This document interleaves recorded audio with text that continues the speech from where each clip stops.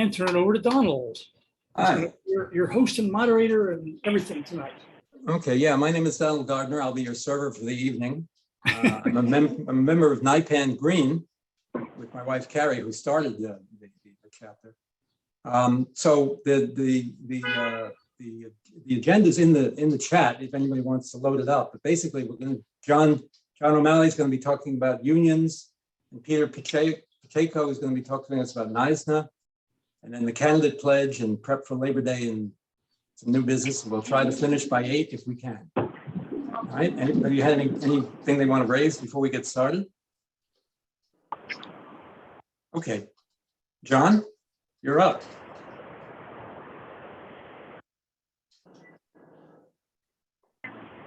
You're muted. And John, we're asking if you please keep it to under 15 hours. It's difficult. It's difficult for me to do. 2,000 characters. I know you got a lot of material. Go for it.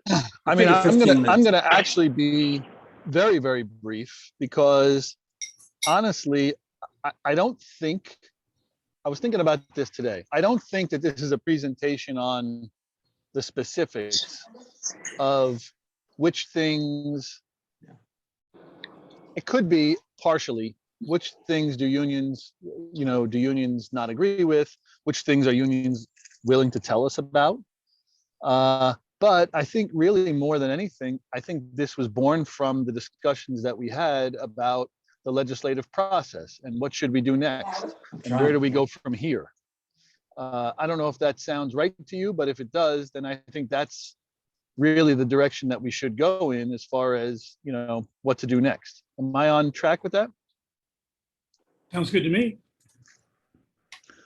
So in that sense, I am involved with many organizations that are for the New York Health Act. Some I think people here are also involved with, like labor activists for New York Health and so on.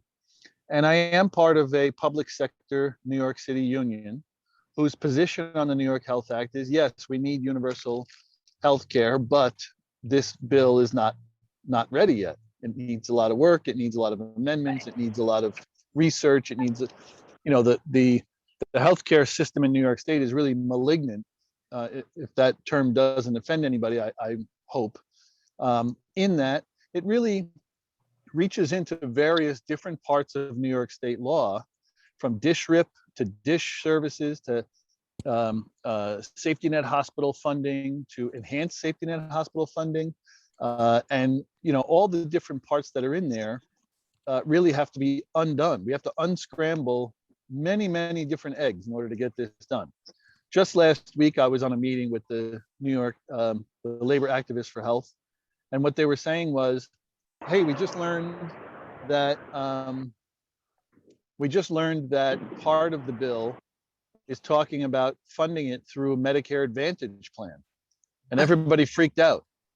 Now, I think that this is just a funding mechanism. I don't think that it means that they're actually going to create a Medicare Advantage plan.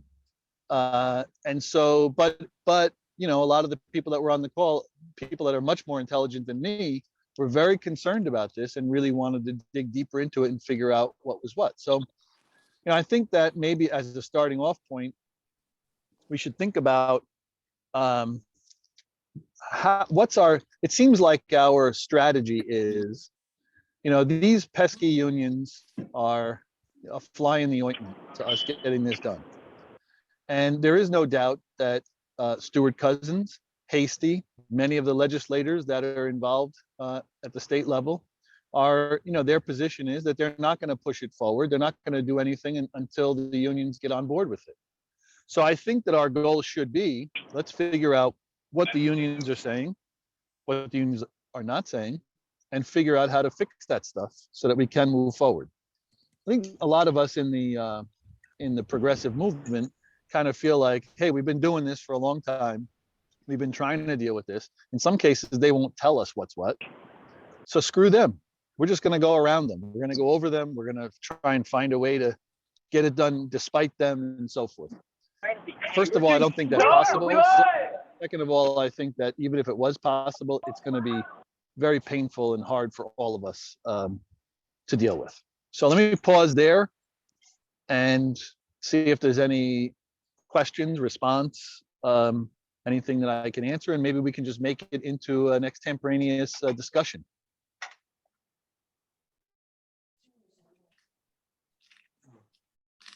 Okay. Want me to call in now? Yes. Carrie's got a question. So. Can't do it. Go ahead, Carrie. Do it all here. The new computer. I'm going to talk over here because it didn't work. So what do I do? I just can't see anybody now. Just talk. No, it's Okay. not a touch screen. I have to fix something. Please bear with us during these technical difficulties. Okay. Go. That should do it. I just wanted full screen. No, it's not good. Okay, anyway. So, John, I have been reading all of the messages that have gone back and forth, I guess, on the member forum about this very topic of, you know, that we have to have a different strategy with unions. Where is John? There he is. So at some point I tried to ask you in those messages, but I'm going to ask you now. You have a lot of connections, I think. Are you able to get some of us who are very involved? I'm not saying it would be me. I'm saying it would be like Jeff and maybe Stephen Cicchini and I don't know who else, in front of union people, union leadership? I mean, I don't know, you know, there's a lot of union leadership that I can't get in front of. So I don't think that I can be a conduit for that. I mean, I suppose I could for, you know, one or the, you know, a few or that kind of stuff. Like, for an example, you know, maybe I could talk to the state AFL and say, hey, I want to bring, you know, a bunch of my colleagues to come and talk to you about, you know, why unions are against it. And the state AFL is going to say, well, we're not against it necessarily, but some of our affiliates are. Some are against, some are for, some are whatever. So they're going to say, go talk to those individual ones. And So, yeah, okay, can you, so that's networking. Ask them for those contacts. yes, I mean, I could ask them for that, but now we get into, you know, union hierarchy, right? So I really have to go to my president and say to my president, can you tell me who to go talk to at DC 37 or the Teamsters or whatever, or blah, blah, blah. And if my president says, no, then that's the end of that, right? So, I mean, I think that that's a good idea of what to do. I mean, but if that's what you keep telling us is what has to happen, so how do we make it happen? Well, here's what I observe. What I observe is that many of us have said, we should go talk to the union members because the union leaders are against what we're trying to do. So we should go talk to the union members and somehow try to incite them to go against their leadership or to influence their leadership or to tell their leadership why it's so important for them to do this. And I don't know the best way to do that. I don't know how to do that. You know what I mean? Hold on one second. I have an idea. This is Penny Mintz. You know, I'm kind of an ADD person, and I have found that the way to get into a very complicated subject is to start with one piece of it. And I would suggest that we start with the UFT, which is an enormously powerful union, and it's a union where we have many members, and find out from them what the problems with the statute, with the bill is, and start trying to solve those specific issues. And then we might go a long way toward solving the issues that all the unions have. Thank you. No, we're going to go one more.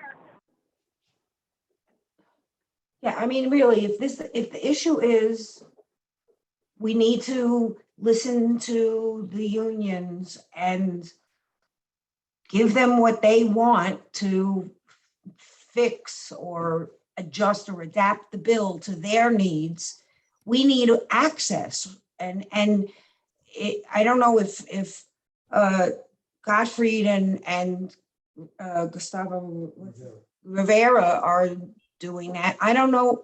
Why hasn't that been done? How does that get done? How do we make that happen? Well, on that score, I mean, I've been involved with discussions with Gustavo and Dick, with public sector unions, 10 or 15 people in the room that have asked them a lot of pointed questions that oftentimes their answer is, I don't know. I don't know what the answer is. Or their answer is, oh, I didn't think about that.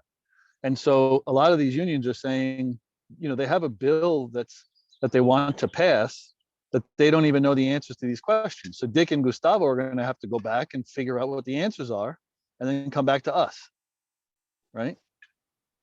So should we be having the conversation with Dick and Gustavo? I don't know. I don't know the answer to that question. I don't know that we, as progressive people, are at the bargaining table between unions and the legislators. I think that I guess what I think is lots of people in our movement are saying things like, this bill is good the way it is. We should just pass it the way it is and figure out the details later. Unions are saying, we don't represent our members that way. We figure it out first and then we pass it. We figure it out first, then we bargain the contract. We figure it out first, then we sign on the dotted line. That's how they operate. It's a different way of operating. So a lot of times we have said the best way to deal with this is to figure out some way around those union leaders. We think, we who are not union members, think somehow that they are disillusioned, they are corrupt, they are stupid. And so we want to find some way around their authority. My position on that is that that's the wrong strategy, because they're union members. We could tell them that they're wrong, but we have no say in the matter. We're not their members. I'm asking you for the right strategy, and I guess you don't have it. The only right strategy I have is to try to figure out what it is that's their problems and then try to figure out how to fix them. Now, like I said before, I've been involved with some groups that have tried to do that. The Labor Activists for New York Health, we put out a paper probably a year ago that talked about at least 8 or 9 different things that we felt were serious problems that needed to be dealt with within the legislation.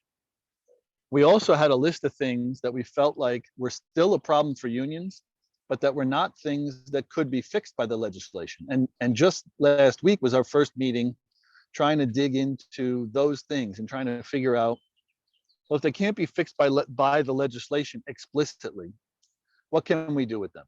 Can we deal with them somehow? Can we influence that somehow? Can we overcome that somehow? I don't think I have a link to the report, Carrie, but I certainly have a Word doc or a PDF or something like that that I can definitely pass along. We gave these to Dick and Gustavo over a year ago, or about a year ago, maybe. And, you know, there's a whole bunch of stuff. I mean, I've been on several of these forums in the past where people have asked these questions, and I've talked about certain of those things that I think are a problem for labor, but also a problem for everybody. Like, how are they going to figure out how to incorporate workers' comp and occupational health into the New York Health Act? You know, workers' comp has 2 components to it. It has healthcare, who pays for the healthcare, but then it also has who's liable. And employers always had to pay workers' comp as a separate entity from whatever healthcare that they paid for their workers.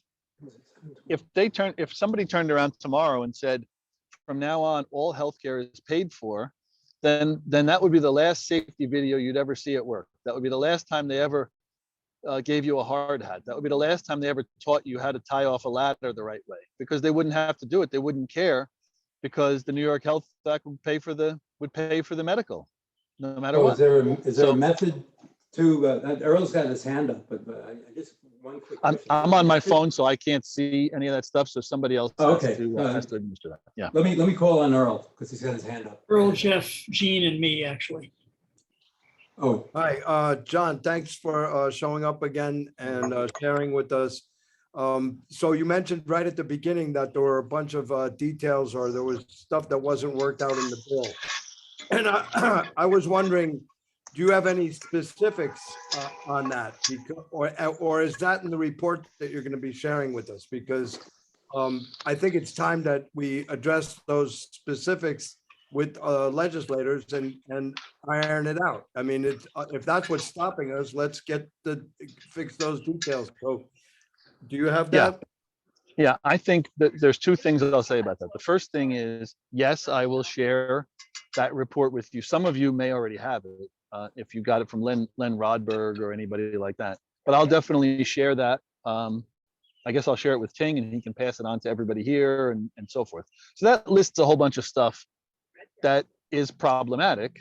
And some of the stuff includes, hey, for public sector employees, we're going to include healthcare into retirement, but not for private sector employees, the ones that move out of state. There were questions that we asked of Dick and Gustavo. We said to them, all right, so if you're in the New York Health Act and you're paying state tax in New York State and you're retired, but you're not on Medicare yet, so you're gonna pay the tax and you're gonna receive the services. Now you move to Arizona. So you move to Arizona, you're saying that you're gonna receive the services. Where do you receive the services from? Well, you're gonna get that from your pension system. Well, we don't get our healthcare from our pension systems right now. So how are we gonna get that way then? And he was like, oh, all right, I gotta think about that. Okay, now if we live out of state, what you're saying is that we're not going to have to pay into the New York Health Act anymore because we don't pay state tax anymore on income, right? We live in Arizona, we're receiving our pension, and we're not paying any New York State tax. So do we have to pay to get the services? Oh, I didn't think about that. Okay. so I'm sorry to do this, but in the interest of time, we do have to keep going. Jeff and Jean, you both have your hands up. Jeff, you want to go first? Yeah. Well, let me just, I'll try and land the plane on this one for a moment, Okay. if you don't mind. Okay.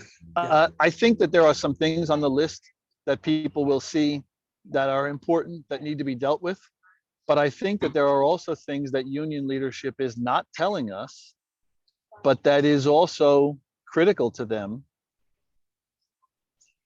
And for those unions whose attitude is, we don't care, we don't want it passed anyway, they're probably not going to tell us. So we have to figure out some other way to find out that information. So let me stop there and we'll move on to the next question. I have a quick follow-up. In the email chain, in that lengthy email chain that we had going, John, which you contributed to, do you remember the email from Joel Schwartz talking about what the unions really want is specifics on the numbers of what exactly the savings would be?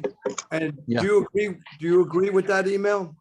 Yeah, Joel is one of the people who is on this committee that I'm talking about. And he's been a great contributor to that. He's also from CSEA.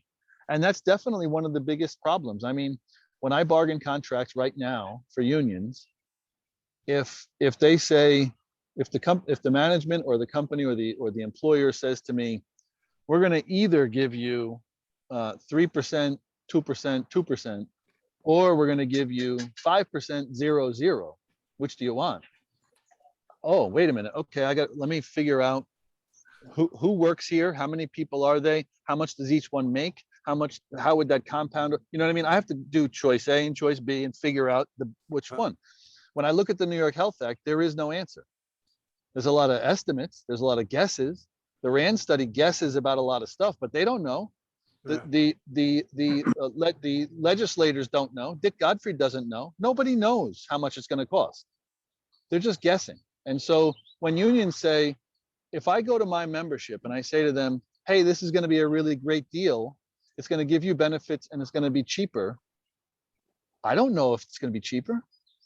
We don't know that because some of this stuff is not going to be figured out for 2 years. we're going to have to keep going.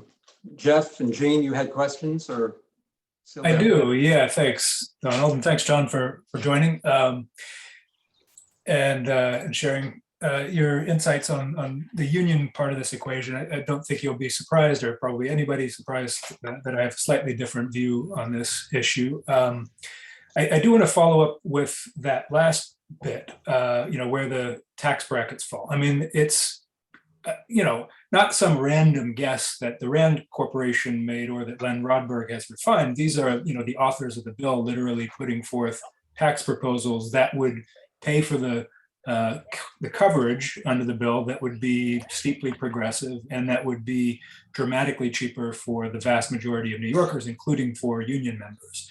I mean, you talked a second ago about the contribution that union members would be making now under the New York Health Act that they aren't currently. Well, that's almost impossible to imagine because the bill requires all employers to pay at least 80% of the tax contribution. There's a 0% chance that those unions who are now paying, or they're, have negotiated to have the employers pay 100% of the health benefit are not going to negotiate for that extra 20%. So for most union members, we're talking about no personal contribution, and unlike the coverage they have now, no copays, no deductibles, no networks, and of course that includes, and this is written into the bill for public sector unions, even if they move out of the state, if they retire in another state, which is another thing you mentioned, their pension obligations with their current union under the law continue. So they'll get, they'll qualify for Medicare wherever they move to, but they'll also be getting whatever health benefit they were promised throughout their career as a union member. But those are sort of technical things that we can go, and I apologize for not participating in this long discussion online. I haven't even had time to really follow all of it. But a couple things that had come to mind and that have come up tonight that I think really need to be stressed are that, and you touched on this earlier. You said, well, the ASC and Hasty aren't going to come on with this bill until the unions do. Well, some unions are. Peter Pacheco is speaking tonight. That's a union that's on board. It's a public sector union. There are lots of unions that are on board. There are some that are against. And so really what we're talking about is not bringing the unions on board. No, all of the unions are never going to be on board with this bill.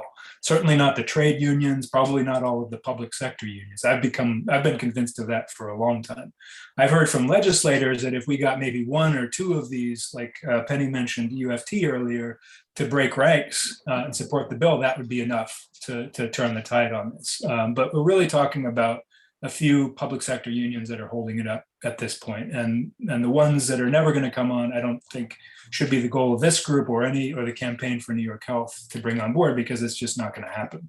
How much influence we have over those few unions that are making the difference right now is hard to say. Certainly this group doesn't have the capacity to run a statewide rank and file effort to convince members to put enough pressure on their leadership to change their mind. You're telling us, and certainly past experience would suggest that the leadership isn't going to talk directly to us. That seems like a bit of a red herring. So where are we left? We don't write the bill. We don't really have any influence over the sponsors of the bill. Who knows who it's even going to be next year, since Dick Gottfried is retiring. So what are we as the progressive movement left with? I think it's, educating as many people as we can, including union members. But I think it really has to be pushing the ball forward with the bill itself to the point where, and I've heard this from a number of legislators, to the point where it's clear it's going to pass with or without union, the support of all of the unions that we've been talking about tonight, UFT, DC 37, and so on. When we get to that point, when we get enough legislators saying, listen, unions, we love you, you're our brothers and sisters, you're wrong on this issue, we're going to pass it with or without you, that is when the unions will come to the table and say, okay, this is what we want, X, Y, and Z. And that is something that those unions have never been willing to do. Like, we will support this bill if you add A, B, or C, or change this, that, and the other thing. They've never been willing to say that. Amendments have been added in the past, many to address union concerns. But they've never come forward with a list of demands that the sponsors could then write into the bill. And I don't think that's going to happen until there's enough momentum behind the bill to make it clear that their opposition is not going to make the difference between it passing or not passing. And that's where I think we as the progressive movement can make a difference, because we can keep pushing the envelope, educating people, lobbying our legislators, making this a front line issue, so that we get to the point where those unions who are holding out feel like they have to negotiate and tell us what they want. And I don't think it's honestly the things that they've been saying publicly that are the problem. I mean, you've said as much, right? The letter that the Municipal Labor Council published, the one that DC 37 just sent this year in opposition, it's a long list of things that are simply factually wrong, and none of them mention the core issue, which is that at heart this is a conflict of interest, right? You don't have to say that unions are corrupt or that they're completely selfish entities. You just have to understand that a huge part of unions and the function they serve for their members is providing health benefits, and the New York Health Act is a threat to that model. And I don't know that that's ever going to change, at least from the leadership of some of these unions. And so if we can get to the point where they feel like they have to negotiate, that's when they will. That's my personal perspective. Thanks. And I agree with everything that you said, Jeff, as usual. And I would say that there's two things for me that are critical. First thing is, nobody here, this isn't a debate between me being from public sector and you guys being from NYPAN or WFP or the progressive movement or so forth. In other words, if convincing me was all you had to do, it would be pretty easy, right? We would just sit down with the bill and look at it and decide about, but I'm not a union president. I'm a staff person, right? I'm not somebody who wields influence over some of the other unions either. So debating with me or trying to convince me about what those people might say isn't going to be fruitful to us getting done what we want to get done. So that's the first thing. The second thing is that my experience with the legislative process, and I had definitely some smarting that happened this time around. I had one bill that I was working on this year on wage range transparency, that it's the second year we were working on it. We had the legislators on board. We made it through committee. We got all the way to the Senate Central Staff, and they started to negotiate with the Business Council, and they started to negotiate with the partnership. And they started to whittle away at a bunch of the stuff that was in the bill that we really wanted, to the point where we were finally faced with all of these things that they brought up that were problems for the other side. And we had to negotiate. And sometimes in some places we had to compromise. And the Senate staff would call me and say, this is one of the things that they wanted. We're not going to give them that, but we think we have to give them part of that. This is where we think it should be. But if you don't want to do that, that's okay. Then the bill is not going to move. We're not going to pass it this year. We'll just work on it next year. That's kind of like the mechanics and the logistics of how the sausage is made, so to speak. And so when I think about that, my bill is a very, very small bill, a micro bill compared to the New York Health Act. Those are the kind of things that have to happen before we finally get across the finish line. And I don't think we're anywhere near that point yet. We're not anywhere near the point of actually negotiating with the different sides and sitting down at the table and talking to central staff and all that kind of stuff. I mean, all year this year, there have been many of us here who maybe have been giddy and in my opinion, have been saying things that are just simply not true. I mean, we have 33 co-sponsors, but those aren't really co-sponsors. Those aren't really people that are ready to vote for it. I mean, I think most of us really know that. So to say that sort of stuff in hopes that we would just get a vote for it is false. It was never going to happen. So I think that we should continue, as you said, keeping it on the front of people's minds, keeping the letters to the editor, keeping the rallies going, keeping pushing, and keeping talking to the legislators, and keeping having them actively now go back to unions and say, okay, what are your problems? How can we fix them? And all that kind of stuff.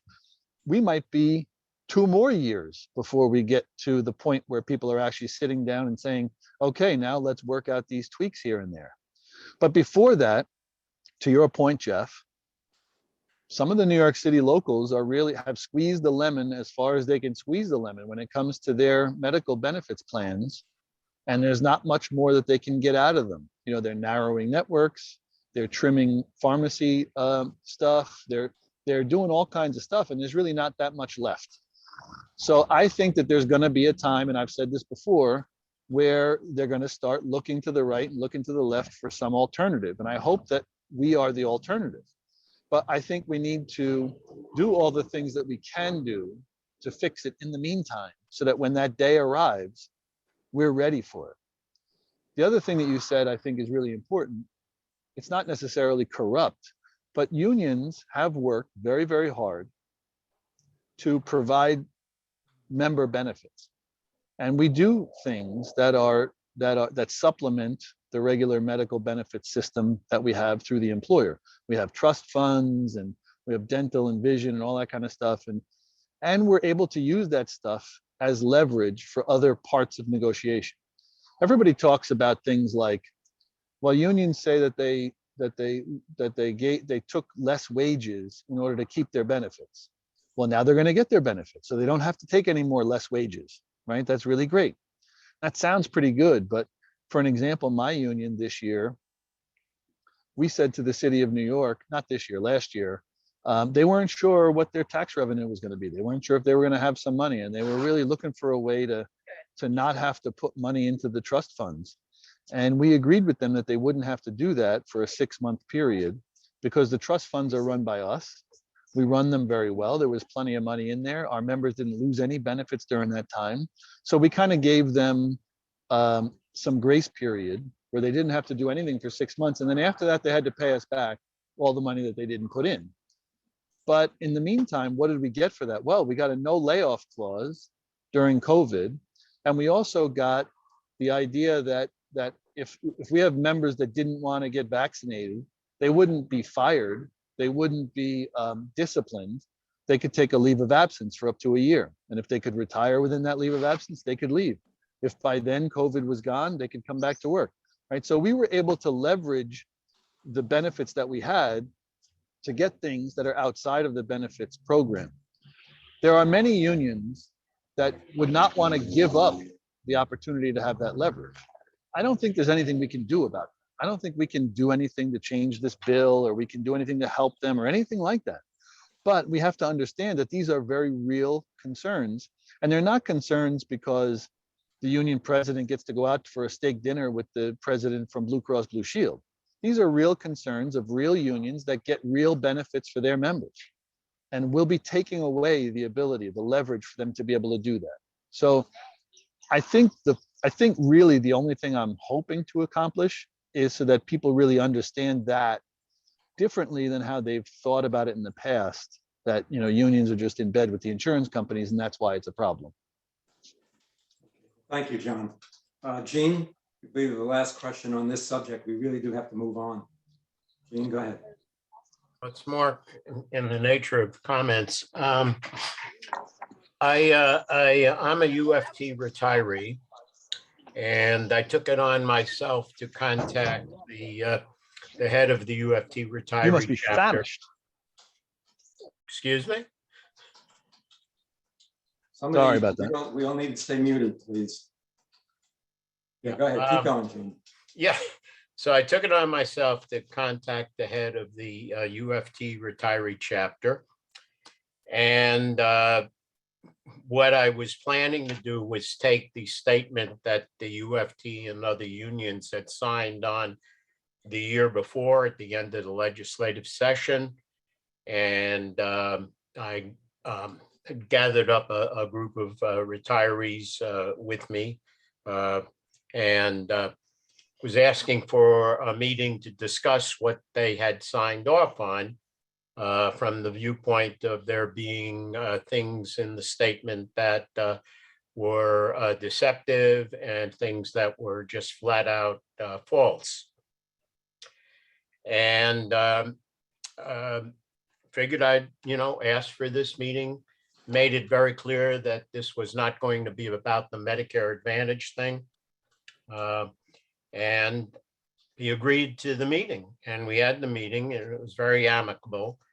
The last thing I was going to ask for was if we could have a follow-up meeting, but it never got to the point where I asked for that because he suggested it. So it was very open, very amicable, and the invitation to follow up with that is there. What's interesting is this guy, before he retired and became the head of the retirees chapter, was the UFT political director. And there was one little nugget in there in the discussion where he said, you know, we have to be respectful of the other unions, education unions in the statewide organization. And this is very important to a number of them from upstate. And so, you know, I plan on following up on that. In talking about following it up, I said, you know, when we do that, I would like to bring in some people that are in service, not just us retirees.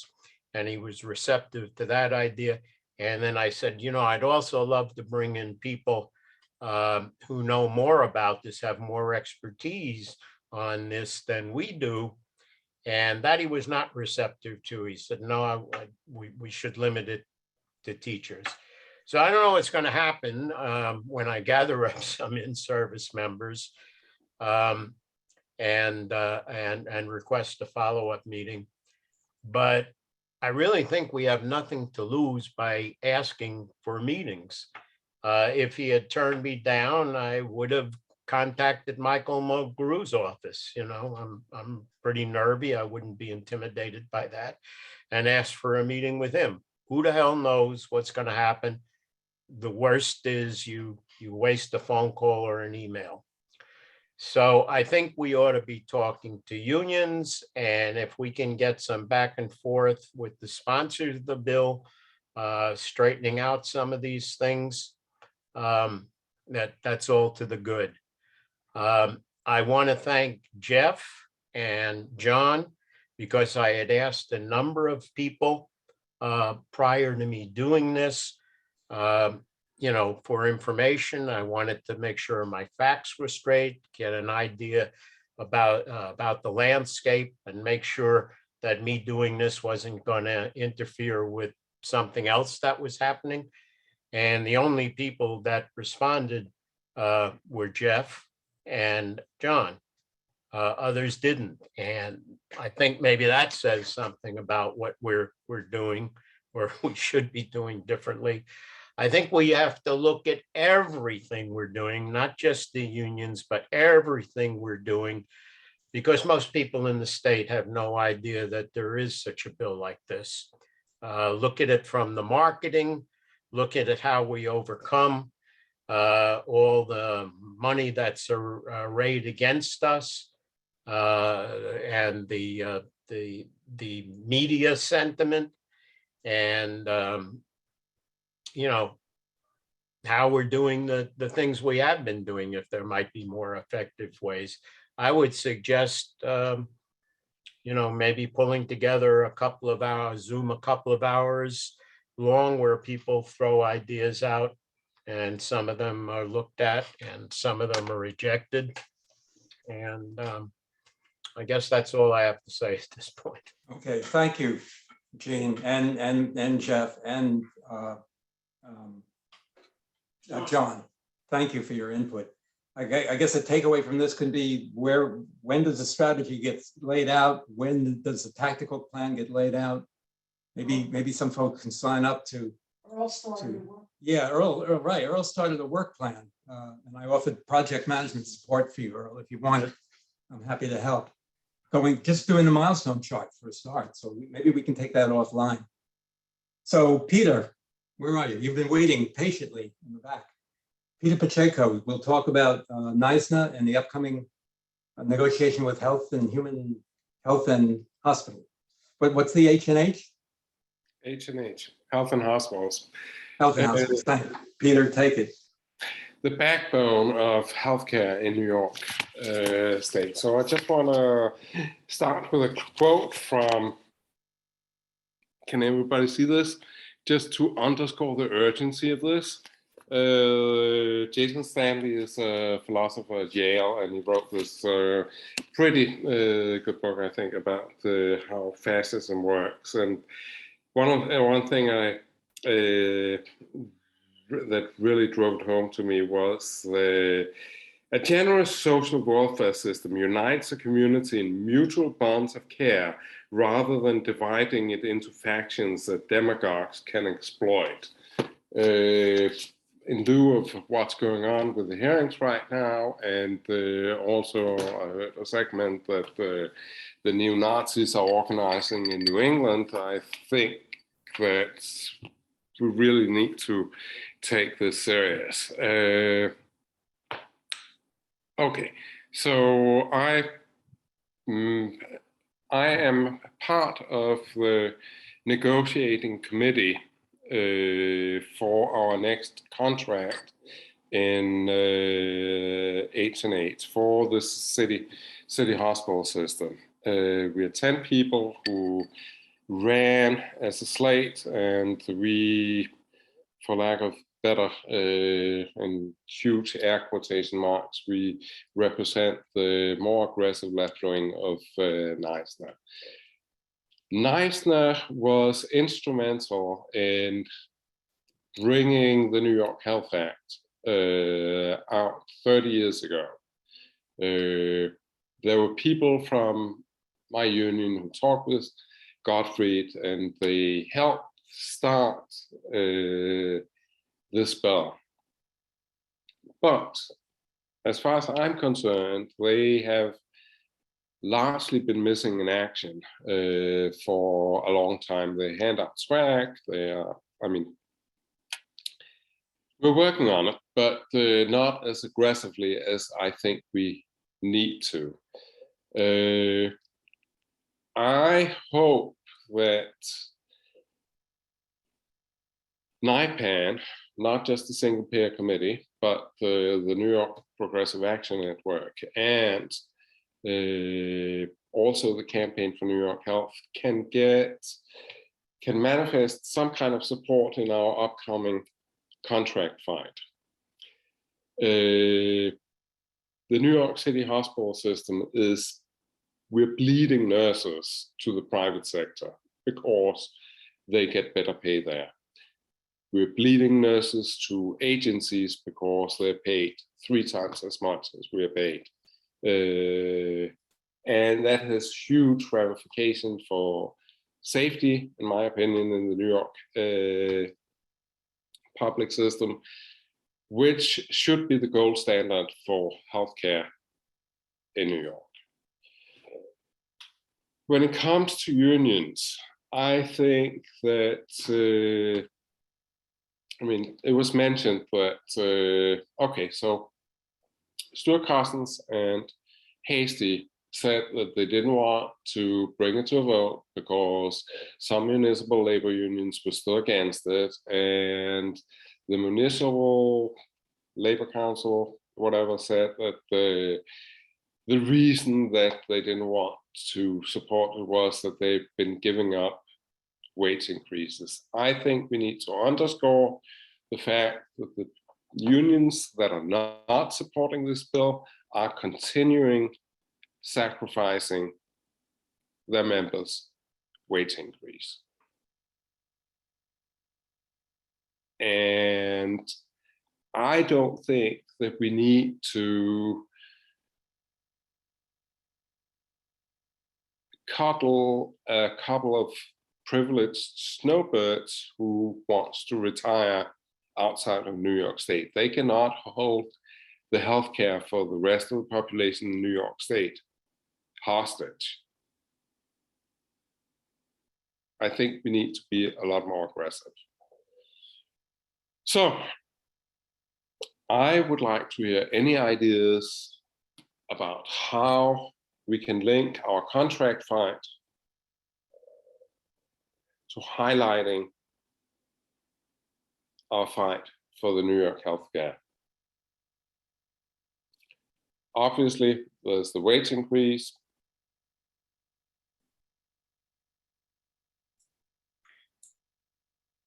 I would like a debate right now. Jeff? Same. So actually, I have a question that's germane to what you're talking about. I put it in the chat as well. And since you're going through negotiations right now, a big unknown for us in trying to pass this bill is what are the comparative costs for a union member compared to what it would be under the New York Health Act. And that's because it's very difficult to figure out what a health benefit costs for a union member per hour or yearly salary. And if we had that number, it would be very easy to compare that to the best current estimates as to what it would cost under the New York Health Act. Now, DSA did a great presentation where they did just a very sort of general estimate on this based on sort of publicly available information. But would your union, NYSNA or John, would your union, CWA, or if there's another union member on the call, be willing to share that information? Like, this is what it costs right now for an employer, and maybe there's a member contribution as well, but for the employer per hour, because that's what we know. Then if we know that, we know what we're competing against. And if we can show the unions that, okay, you've negotiated for this now, but you would, health would, for that same member would cost much less under the New York Health Act, those savings could go to paying higher wages for that same member, then we've got an argument to go to union leadership to and to members with. So is that information out there, or is there a union? Well, not yet, but that is why I joined this committee, because I want to know. And when I know, I will let you know. And I mean, I don't think, I mean, I understand that the history of unions and why they want to hold on to the power, but they cannot hold on to that power at the expense of my patients. I mean, we were just, and we had a rally last week at the Metropolitan Hospital because the LBU president was terminated because she had a verbal argument on her break time with a clerk. Has nothing to do with patient harm or, I mean, medication error. She's a case manager, but she was the LBU president. She had led a successful campaign to get rid of a supervisor who constantly understaffed Metropolitan Psych to the point where they have 21 nurses out on FMLA with injuries. And I've seen pictures, it's facial fractures.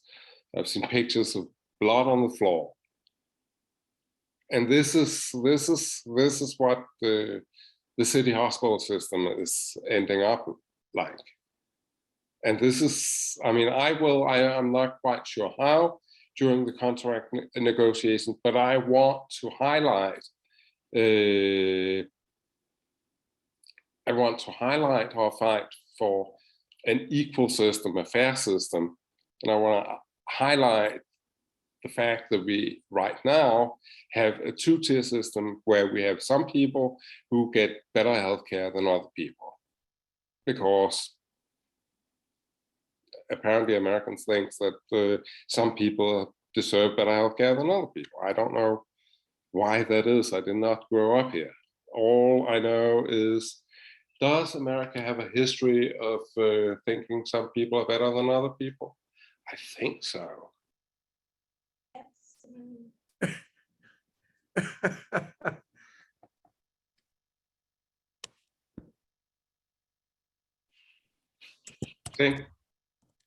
Okay, thanks. Question, Peter, would it be instructive for us at all to hear from you what the difference would be between the negotiations in the current system and what the negotiations would be like under the New York Health Act? Is that useful? Yeah, I think so. Once I find out, I mean, definitely. I mean, I think that's part and parcel of also what Jeff was saying. I mean, what every time, every contract negotiation, we give up wage increase for healthcare. The municipal labor board said so themselves.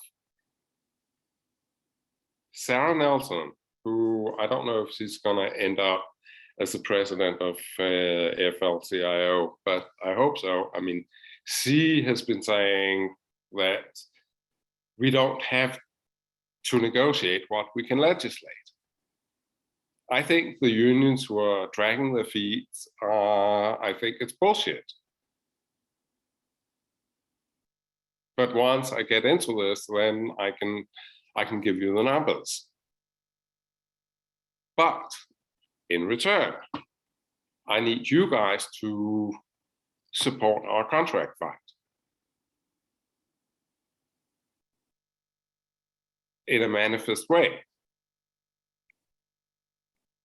I worked through the pandemic. I'm not in an acute care facility, so we weren't the first hit. I'm in a long-term care facility, but when we started getting COVID patients, me and another nurse opened up our COVID receiving ward with inadequate PPE. I come home, 7 o'clock, I hear my neighbors, everybody else banging pots and pans, supposedly in support of healthcare workers. It was a little bit annoying. I understand why they did it, because people felt powerless and they needed something to do. I want people to bang pots and pans for our contract negotiation and for the New York Health Act. Right on, right on. Thank you. Thank you, Peter. Any other comments for Peter? I don't see any. What about Peter's suggestion? Is there anything that NYPAN could possibly do, and how would that happen, and how would that look? I have no clue how that would happen.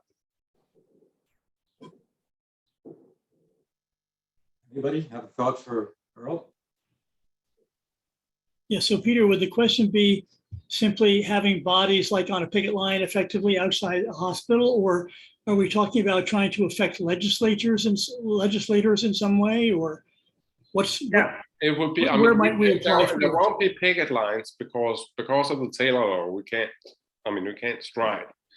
But we have in our. Most of the bargaining committee that has been elected wants to make noise because we want substantial compensation. And if we can tie that together with the fight for a universal healthcare system, I think we can, what was the idiom? We can hit two birds with one stone, or what's I'm sorry, my language is failing me right now. But I think we have a mutual interest in doing this, and if NYSNA can see that the campaign for New York Health and the NYPAN, that they are supporting us, they will maybe it'll be easier for me to convince them that this is a fight that's worth taking, because we have a new president in NYSNA. And we have new leadership. A lot of the old leaders were timed out. We had an election, and we need to get everybody on board, because I remember last year there was a trip to Albany, and NYSNA provided buses and umbrellas and swag, but there was nobody there from leadership. There was me and one other nurse. I remember. And I want them to be more aggressive. Could I ask another question? Gene, Sure. Earl, Gene's got his hand up. Hang on for a second. Anybody? We're okay going past the 8 o'clock hour. Hang in there with us. We'll try. We only have a few items left on the agenda. Gene and then Earl. Yeah, well, I don't know. It's irregardless of whether this helps the fight for the bill. If you've got a situation where conditions in North Central Bronx Hospital are a lot worse than Montefiore next door, this is something that NYPAN, or at least the NYPAN chapters in the city should be concerned with, and whatever way of, I assume it's negotiations with Adams that you're talking about. It's something we ought to take a position on, and if we're capable of doing something in some way, NYPAN should certainly think very deeply about whether we would do it. That's just on its own basis, with or without the bill.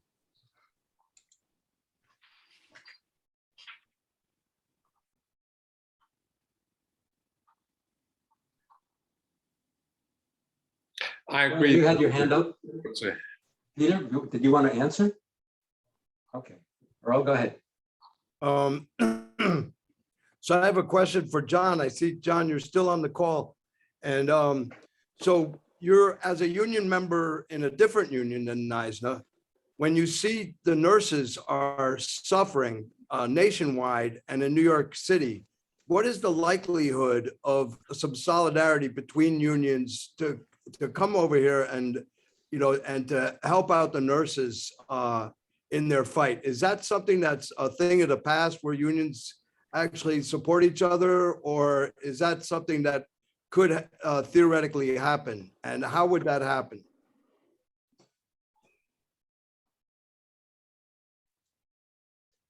John, you're muted. John. Is that a question to me? You have to re-ask it. Yes, John. Did you hear it, or you want me to repeat it real quick? Yeah, just repeat it again. Sorry. All right. So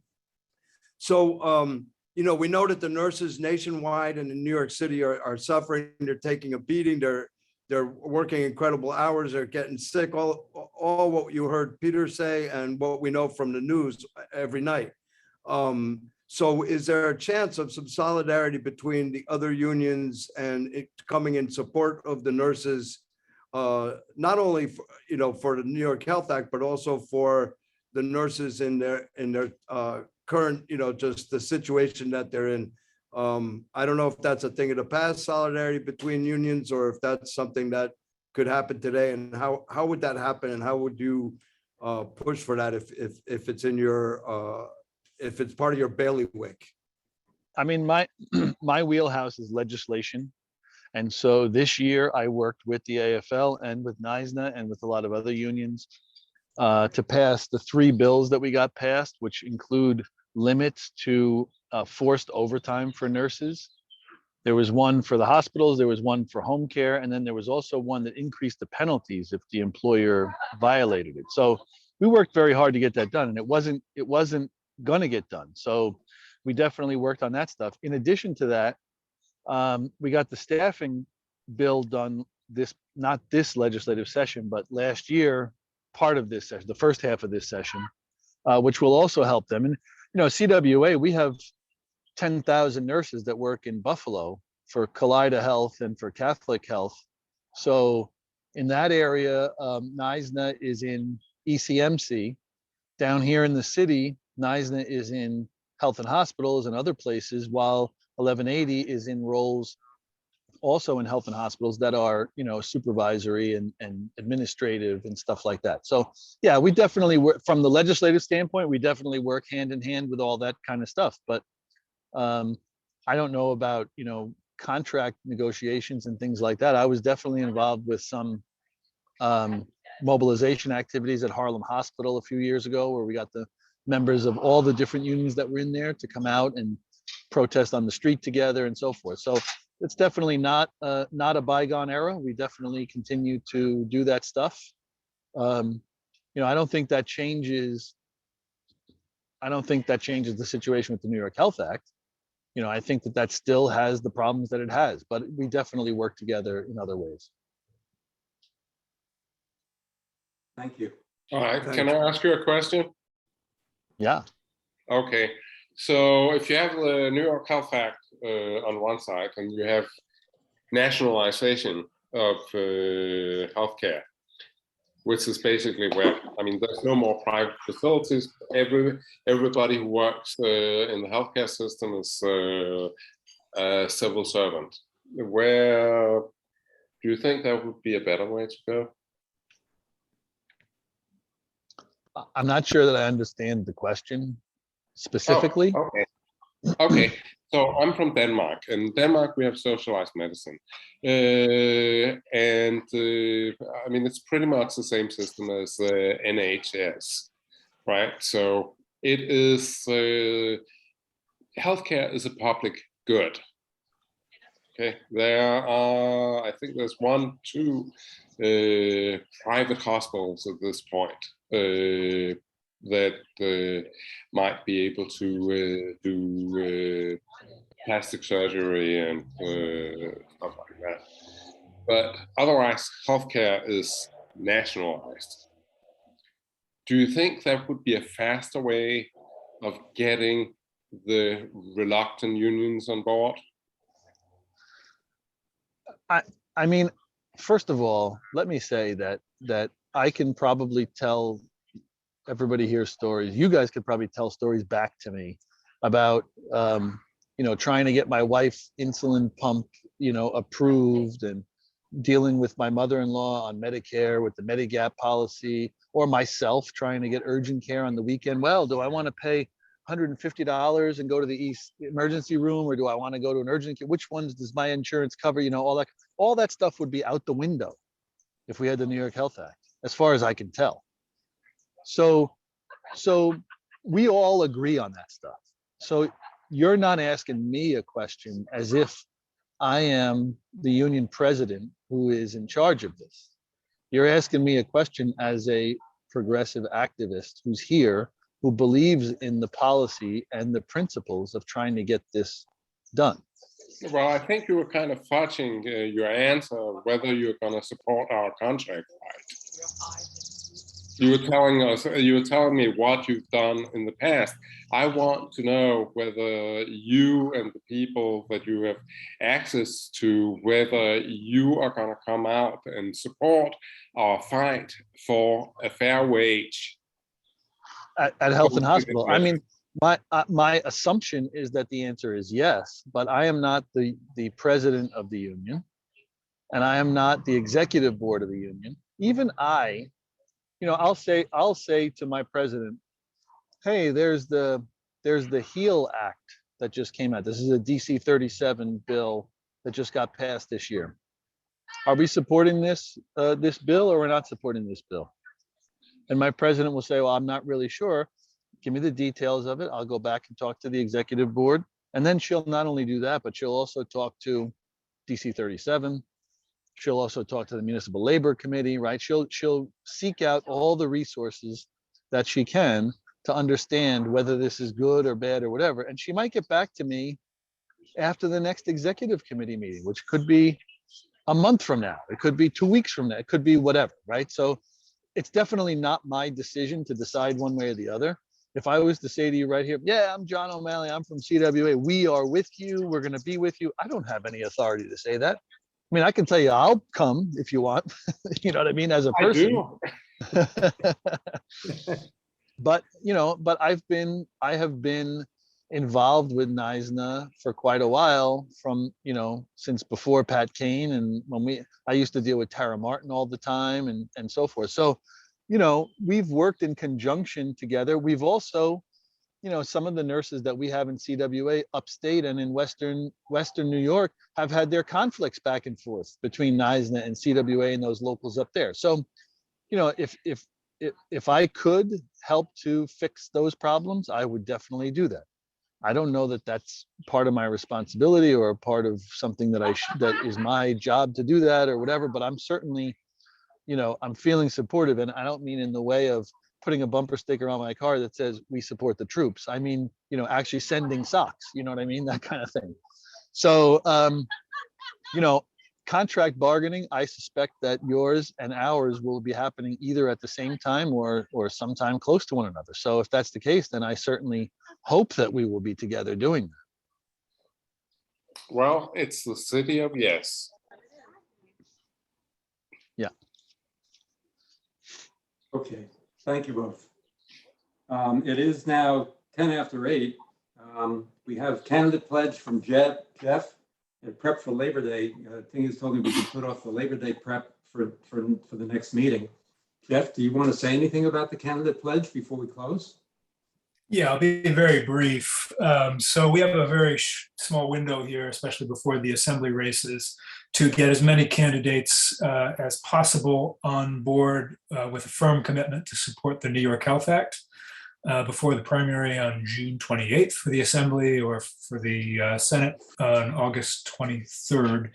And the Campaign for New York Health has put together a great toolkit to make this super easy. You might have spotted it on the Google thread that I sent out.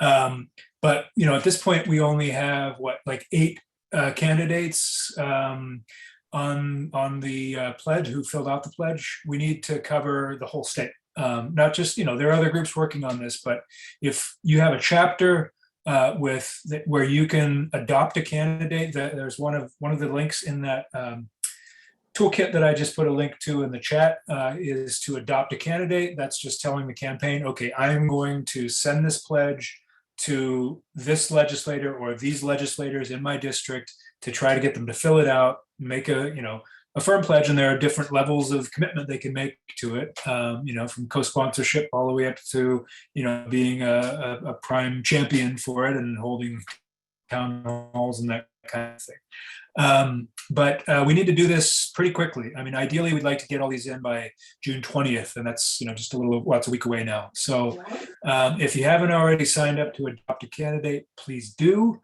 And get that out there. It doesn't matter if more than one person or more than one group is approaching these legislators. Often it takes a fair amount of effort to get them to fill it out, if they do at all, but it's worth a try. It's a great tool that we have to not only getting those candidates thinking and talking about the New York Health Act, but giving us something to hold them accountable to once they're elected, because as we all know, politicians often do not do that. So this is one tool that we have to press that leverage while we have that leverage, while they're running for office and seeking support from groups like NYPAN and our chapters. So that's it. Thanks. Okay, Jeff, thank you. That's good. Holding them accountable is critical, and getting the word out is also critical. So it's now almost 8:15. Ting, do we do a little new business before we adjourn, or how do you want to? We should probably adjourn unless anybody has anything critical in the coming week. And if not, I'll get an email out, of course, to everybody with a link to the recording and the stuff that Jeff just dropped in the chat and so forth, so we can follow up. And I want to. Yeah, you can all save the chat. Peter and John in particular for standing up and taking a few hits and getting a few kudos, and hopefully there'll be more kudos in the future. Yeah, indeed. Thanks, John. Yes, Thanks, Peter. All right. Yeah, Peter, thank you. And John, thank you. And Jean, for your comments. And Jeff, Hello? sure. Hi, there is one thing. There's that press conference for people who are in opposition to the retirees being switched to Medicare Advantage, and that is on Wednesday at 12 o'clock at outside of City Hall. I know that Harvey Epstein is one of the speakers. So if there are a lot of people there, maybe it'll get some attention. So Wednesday, Penny, outside City Hall? Yeah, it's City Hall on Broadway, outside the what- gates on the Broadway side to City Hall. Yeah. What time? I'm not sure that my information is that on Wednesday, the retirees are meeting up at Foley Square at 4 p.m. and that on Thursday, the 16th, that's when the retirees will meet up at Have a noon press conference? on Broadway and Park Place. That's Oh, the wait, let me information look. I have. Let me look So, at my calendar just to make sure that I didn't get it wrong. Hold it.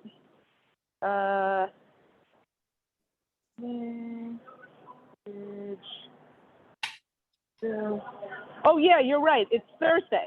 It's Thursday. Sorry. Thank you. Thank you for correcting me. okay, Yeah, okay, in Christina. solidarity. Thank you for that. And thanks, Penny, for bringing that up. All right, all. Okay. Thank you for attending Okay. and hanging in Thank you. there with us. You all be peaceful. Stay safe. Night all. Okay, good Okay. night, everyone. Good night.